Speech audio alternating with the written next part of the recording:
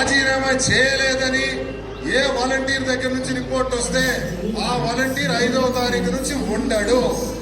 అప్పుడు మీరు చెప్పినా మేము వినము. అయితే ఎవరైతే రాజీనామా చేసి కండువా వేసుకొని నేను చెప్పిన పద్ధతుల్లో తిరుగుతున్నారో ఆ వాలంటీర్ ఖచ్చితంగా జూన్ 5వ తారీఖు నుంచి కొనసాగుతాడు. ఆ వాలంటీర్ జూన్ 5వ తారీఖు నుంచి కొనసాగుతాడు. ఇది క్లారిటీ. ఇంకెవరైనా కానీ రాజీనామా చేయలేదంటే వాళ్ళు మనకు పని చేయరు అని అర్థం.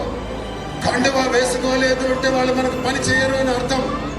ఇది నేను క్లారిటీగా మా రిపోర్ట్స్ మాకున్నాయి, మీ రిపోర్ట్స్ మాకు తెలుస్తాయి.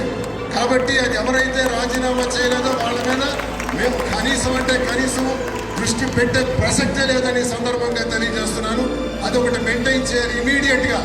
ఈ రోజుకే ఇంకా బ్యాలెన్స్ వాలంటీర్లు ఎవరైతే ఉన్నారో ఈ రోజే రాజీనామా చేయండి.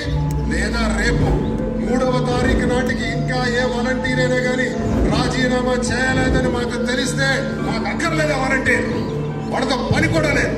ఇంకొకటి వస్తాడు, అదే ప్లేస్ లో మరొకటి వస్తాడు, పెట్టుకోండి. ఈ 10 రోజులు పని చేయమనండి. ఈ 10 రోజులు ఎవరైతే పని చేస్తాడో అతనే మన వాలంటీర్, అతనికే పెడతాం. ఇది మీకు స్పష్టంగా తెలియజేస్తున్నాను.